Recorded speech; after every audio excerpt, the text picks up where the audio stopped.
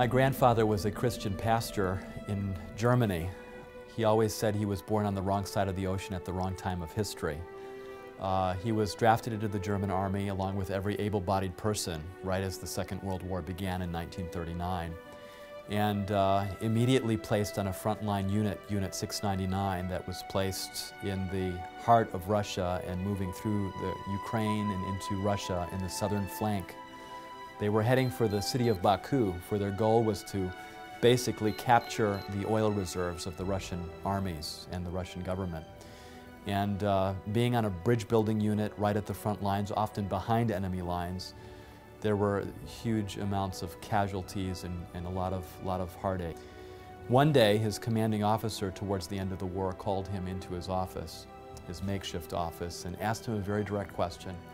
He said, "Herr Hasel, do you believe that Germany is going to win this war?" And the question was kind of a catch-22, because if you're a patriotic soldier, you're going to say, of course we're going to win this war. But also being a Bible student and as pastor and having studied prophecy, my grandfather knew that Germany would not win the war, and so he was conflicted and he didn't know exactly what to say, and at that moment he said a silent prayer to heaven. And then he said, "Is this an official or an unofficial question?" And they had kind of an unwritten code within their unit that when they had their hats off, they could speak on an unofficial capacity. And so the commanding officer stopped for a moment and then he said, "Okay, it's unofficial." And he took off his hat and placed it on his desk, and my grandfather did the same. And he pulled out a Bible from his pocket, opened it up to Daniel chapter 2, and began to tell the story of Nebuchadnezzar's dream. And he said, "I don't believe that Hitler is correct. His empire cannot last 1,000 years as he's promising the German people. This war has to fail because of biblical prophecy and how everything has been fulfilled in the past." Nearly 2,500 years ago, King Nebuchadnezzar, the king of Babylon, had a dream.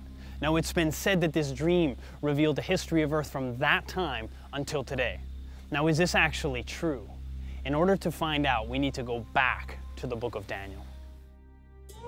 Daniel was taken captive about 605 BC. According to the book, he was taken captive right about the beginning of the reign of King Nebuchadnezzar II, who established the resurgence of Babylon as a very strong power in the ancient Near East. He took a number of princes from the city of Jerusalem captive, one of whom was Daniel.